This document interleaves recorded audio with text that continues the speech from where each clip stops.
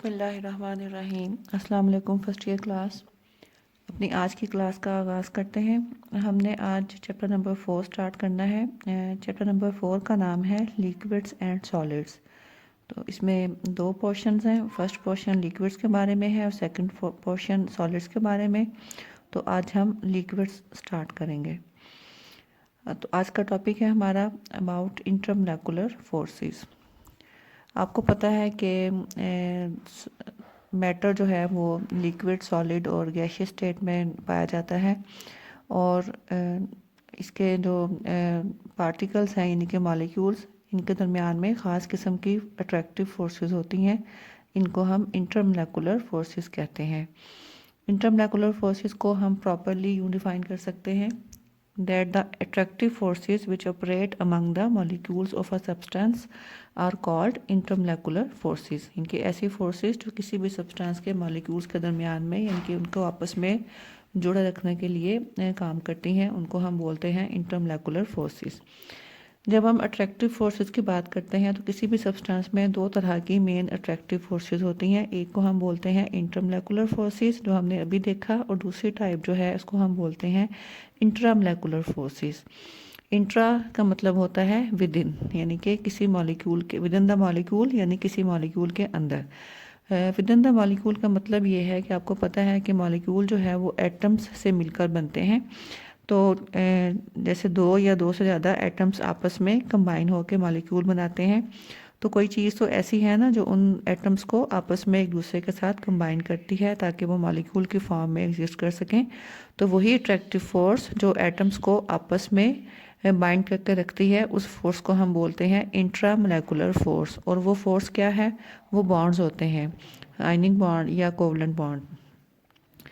और दूसरी टाइप की फोर्स जो है वो हमने देखा कि उसको हमने कहा इंटरमोलेकुलर फोर्सेस। इंटरमोलेकुलर फोर्सेस, इंटर का मतलब होता है बिटवीन, यानी कि मुख्तलिफ एटम्स के दरमियान में जो फोर्सेस ऑफ अट्रैक्शन पाई जाती हैं उनको हम इंटरमोलेकुलर फोर्सेस कहते हैं। They are also called as van der Waals forces. Intermolecular forces का दूसरा नाम वंडर वॉल्स फोर्सेस भी होता है। और एक बात आपने याद रखनी है कि इंटरमोलेकुलर फोर्सेस जो हैं they are weaker as compare to intramolecular forces, क्योंकि इंट्रामोलेकुलर फोर्सेस जो हैं वो टिपिकली बॉन्ड्स होते हैं, तो बॉन्ड्स जो हैं वो स्ट्रॉन्ग होते हैं as compare to van der Waals forces. Intermolecular forces की वजह से ही हमारे पास डिफरेंट टाइप के जो सब्सटेंसेस हैं वो एग्जिस्ट करते हैं। जिन सब्सटेंसेस में इंटरमोलेकुलर फोर्सेस स्ट्रॉन्ग होती हैं वो सॉलिड फॉर्म में पाए जाते हैं। जिनमें कंपैरेटिवली फोर्सेस वीक होंगी उनको हम कहेंगे कि वो लिक्विड फॉर्म में एग्जिस्ट करते हैं। और जहाँ पे ये फोर्सेस ना होने के बराबर हों तो वो सब्सटेंस जो हैं वो गैसियस फॉर्म में होते हैं। इंटरमोलेकुलर फोर्सेस का जो ताल्लुक है ये मॉलिक्यूल्स की आपस की अट्रैक्टिव फोर्सेस पे डिपेंड करती हैं। इनमें वैलेंस इलेक्ट्रॉन्स का कोई रोल नहीं होता, जबकि इंट्रामोलेकुलर फोर्सेस जो हैं वो टिपिकली वैलेंस इलेक्ट्रॉन्स पे डिपेंड करती हैं, क्योंकि बॉन्ड्स होते हैं तो बॉन्ड जो हैं वो वैलेंस इलेक्ट्रॉन से ही बनते हैं। डिफरेंट सब्सटेंस की जो डिफरेंट फिजिकल प्रॉपर्टीज़ हैं, जैसे मेल्टिंग पॉइंट्स, बॉइलिंग पॉइंट्स, सॉल्युबिलिटीज़ वगैरह, ये सब की सब चीज़ें जो हैं, ये सब की सब प्रॉपर्टीज़ जो हैं ये इन टाइप्स ऑफ इंटरमोलेकुलर फोर्सेस पे डिपेंड करती हैं। तो जो डिफरेंट टाइप की इंटरमोलेकुलर फोर्सेस लिक्विड, सॉलिड या गैसियस फॉर्म्स में पाई जाती हैं उनको हम देखेंगे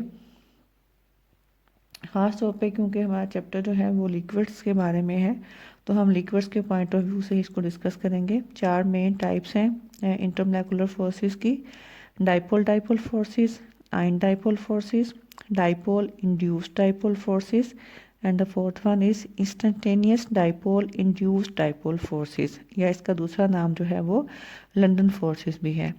अब हम एक एक करके इन सारी टाइप्स को डिटेल से ज़रा डिस्कस करेंगे। First type is dipole dipole forces. Dipole का मतलब होता है, डाई का मतलब दो और पोल का मतलब नेगेटिव और पॉजिटिव एंड्स, यानी कि ऐसा मॉलिक्यूल जिसमें नेगेटिव और पॉजिटिव एंड्स पाए जाते हों या नेगेटिव और पॉजिटिव पॉइंट्स पाए जाते हों, उसको हम डाइपोल कहेंगे। डाइपोल उन मॉलिक्यूल्स में प्रोड्यूस होता है जिनमें पोलर बॉन्ड पाया जाता है, यानी कि ऐसा बॉन्ड जो दो, ऐसा कोवलेंट बॉन्ड जो दो डिफरेंट टाइप के एटम्स के बीच में बना हो उसको हम पोलर बॉन्ड कहते हैं। तो पोलर बॉन्ड में आमतौर पे एक एटम के ऊपर जो है वो पार्शियल नेगेटिव चार्ज होता है और दूसरे एटम के ऊपर पार्शियल पॉजिटिव चार्ज होता है, तो ये एक डाइपोल बन जाता है। डाइपोल डाइपोल फोर्सेस को हम यूँ डिफाइन कर सकते हैं, the electrostatic force of attraction between the positive end of one molecule and negative end of the other molecule is called as dipole dipole forces. अब आप देखें, जब एक मॉलिक्यूल जो है वो दो डिफरेंट टाइप के एटम से मिलकर बना है, ख़ास तौर पे दो ऐसे डिफरेंट टाइप के एटम्स जिनके दरमियान में डिफरेंस ऑफ इलेक्ट्रोनेगेटिविटी काफ़ी ज़्यादा होता है। फॉर एग्जांपल अगर आप HCl की बात करें तो क्लोरीन और हाइड्रोजन से मिलकर ये मॉलिक्यूल बना है। आपको पता है कि क्लोरीन की इलेक्ट्रोनेगेटिविटी हाइड्रोजन के मुकाबले में काफ़ी ज़्यादा होती है, तो उसका रिजल्ट ये होता है कि क्लोरीन के ऊपर पार्शियल नेगेटिव चार्ज आ जाता है और हाइड्रोजन एटम के ऊपर पार्शियल पॉजिटिव चार्ज। तो जब इस तरह से आपके पास एक सर्टेन अमाउंट ऑफ HCl होगी तो उसमें बहुत सारे मॉलिक्यूल्स होंगे, जाहिर है। तो एक मॉलिक्यूल का नेगेटिव एंड जो है वो दूसरे मॉलिक्यूल के पॉजिटिव एंड को अट्रैक्ट करेगा, क्योंकि अपोजिट चार्जेस के बीच में अट्रैक्शन होती है। तो इस तरह से negative ends they are attracted by the positive end of the other molecules. तो ये तमाम मॉलिक्यूल जो है वो इस तरह से डाइपोल डाइपोल फोर्स के ज़रिए से आपस में एक दूसरे के साथ जुड़े हुए होते हैं। इस डॉटेड लाइन जो मैंने यहाँ पे शो की है, ये डाइपोल डाइपोल फोर्सेस को, या आप कह लें कि इंटरमॉलिक्यूलर फोर्सेस को शो कर रही है। इसी तरह से एक दूसरी एग्जांपल है क्लोरोफॉर्म। ये फार्मूला होता है क्लोरोफॉर्म का CHCl3। तो मैंने यहाँ पे इसको ज़रा एक्सपेंड करके लिखा है। इस तरह से इसमें बॉन्डिंग होती है, कार्बन के साथ 3 क्लोरीन और 1 हाइड्रोजन अटैच होते हैं। तो यहाँ पे भी क्योंकि कार्बन की इलेक्ट्रोनेगेटिविटी क्लोरीन की इलेक्ट्रोनेगेटिविटी ज़्यादा है as compare to carbon, so chlorine atoms के ऊपर पार्शियल नेगेटिव चार्ज है और कार्बन और हाइड्रोजन के ऊपर पार्शियल पॉजिटिव चार्ज। तो एक एंड जो है वो नेगेटिवली चार्ज एंड है और दूसरा जो है वो पॉजिटिवली चार्ज एंड है। तो एक मॉलिक्यूल का नेगेटिव एंड जो है वो दूसरे मॉलिक्यूल के पॉजिटिव एंड को अट्रैक्ट करता है। इस तरह से इस लिक्विड में भी डाइपोल डाइपोल फोर्सेस पाई जाती हैं। डाइपोल डाइपोल फोर्सेस जो हैं, ये जो हमने ऊपर 4 टाइप्स के वंडर वाल्स फोर्सेस के नाम देखे हैं, उनमें सबसे ज़्यादा स्ट्रॉन्ग टाइप की फोर्स जो है वो डाइपोल डाइपोल फोर्सेस ही होती हैं। और इनकी स्ट्रेंथ जो है वो मेनली 2 फैक्टर्स पर डिपेंड करती है। एक तो डिफरेंस ऑफ इलेक्ट्रोनेगेटिविटी और दूसरा बॉन्ड लेंथ। जितना दो कंबाइनिंग एटम्स के बीच में डिफरेंस ऑफ इलेक्ट्रोनेगेटिविटी ज़्यादा होगा, उतना ही स्ट्रॉन्ग नेगेटिव और पॉजिटिव चार्जेस प्रोड्यूस होंगे उस मॉलिक्यूल में, और एज अ रिजल्ट उस लिक्विड में या उस सब्सटेंस में strong dipole dipole forces produce होंगी। सिमिलरली अगर आप बॉन्ड लेंथ की बात करें तो जितना बॉन्ड लेंथ कम होगी किसी भी सब्सटेंस में, मॉलिक्यूल्स के दरमियान में एटम्स में जितनी बॉन्ड लेंथ कम होगी, उतना ही डाइपोल डाइपोल फोर्सेस की स्ट्रेंथ जो है वो ज़्यादा होगी। यानी कि बॉन्ड लेंथ कम होने से डाइपोल डाइपोल फोर्सेस की स्ट्रेंथ बढ़ती है और बॉन्ड लेंथ ज़्यादा होने से डाइपोल डाइपोल फोर्सेस की स्ट्रेंथ जो है वो कम हो जाती है। और किसी भी सब्सटेंस में इंटरमॉलिक्यूलर फोर्सेस की स्ट्रेंथ से हम उस सब्सटेंस की फिज़िकल प्रॉपर्टीज़ के बारे में भी आइडिया ले सकते हैं कि उसके melting points boiling points high होंगे या लो होंगे।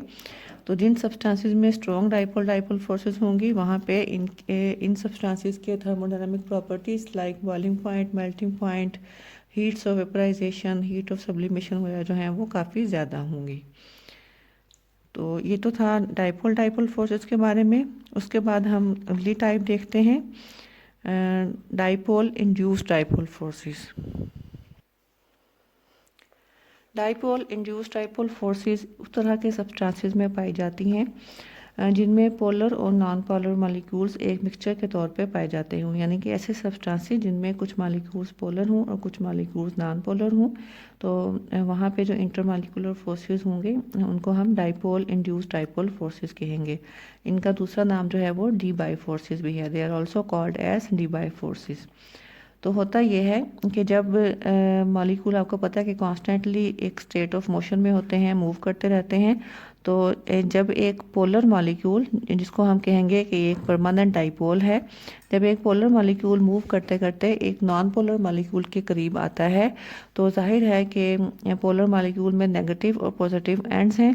तो पोलर मॉलिक्यूल का पॉजिटिव एंड जो है वो नॉन पोलर मॉलिक्यूल के इलेक्ट्रॉन्स को अपनी तरफ अट्रैक्ट करेगा और न्यूक्लियस को अपनी तरफ से दूर रिपेल करेगा। तो इसके नतीजे में क्या होता है कि एक नॉन पोलर मॉलिक्यूल में एक नेबरिंग मॉलिक्यूल के इफ़ेक्ट की वजह से, एक नेबरिंग पोलर मॉलिक्यूल की वजह से एक पोल प्रोड्यूस हो जाता है, जिसको हम कहते हैं इंड्यूस्ड डाइपोल। ये देखें, ये एक परमानेंट डाइपोल था, इसमें नेगेटिव और पॉजिटिव साइड्स थी। जब ये एक नॉन पोलर मॉलिक्यूल के करीब आया तो इसके पॉजिटिव एंड ने नॉन पोलर मॉलिक्यूल के नेगेटिवली चार्ज इलेक्ट्रॉन्स को अपनी तरफ अट्रैक्ट किया। इस तरह से देखें तो ये एक अदरवाइज नॉन पोलर मॉलिक्यूल था, लेकिन अब उसमें पोल्स प्रोड्यूस हो गए हैं because of the effect of this neighbouring polar molecule. इसलिए हमने इसको कहा कि ये इंड्यूस्ड डाइपोल है। इंड्यूस का मतलब प्रोड्यूस होना।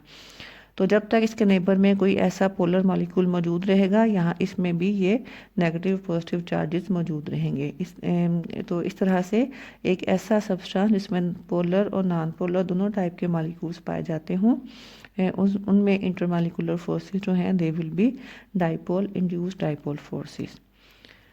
Third type of forces ion dipole forces है। आपकी बुक में आयन डाइपोल फोर्सेस का नाम तो दिया हुआ है लेकिन डिटेल नहीं है, डिटेल में आपको समझाती हूँ।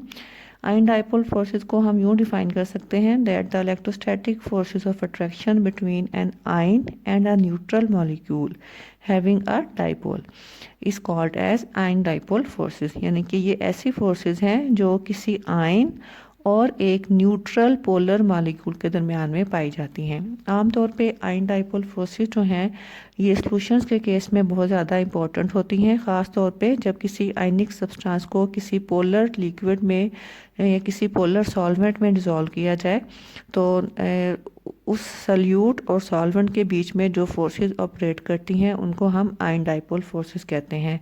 फॉर एग्जांपल आप NaCl की एग्जांपल लें। NaCl जो है एक आयनिक सब्सटेंस है, ठीक है, आपको पता है इसमें नेगेटिव आयन क्लोराइड होते हैं और पॉजिटिव आयन सोडियम के होते हैं।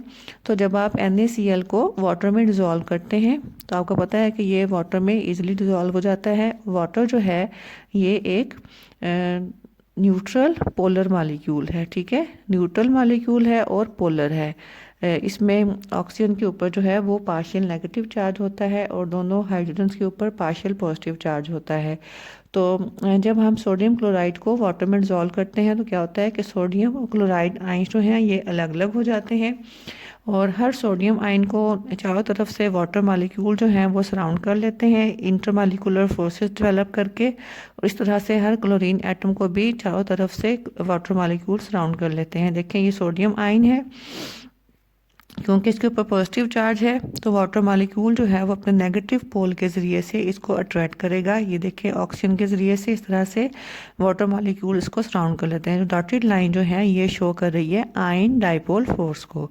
इस तरह से क्लोरीन का आयन है, इसमें देखें क्लोरीन के ऊपर क्योंकि नेगेटिव चार्ज होता है क्लोराइड आयन के ऊपर, तो इसको इस तरह से वाटर मॉलिक्यूल के जो पॉजिटिव एंड्स हैं यानी कि हाइड्रोजन एटम्स हैं ये चारों तरफ से सराउंड कर लेते हैं।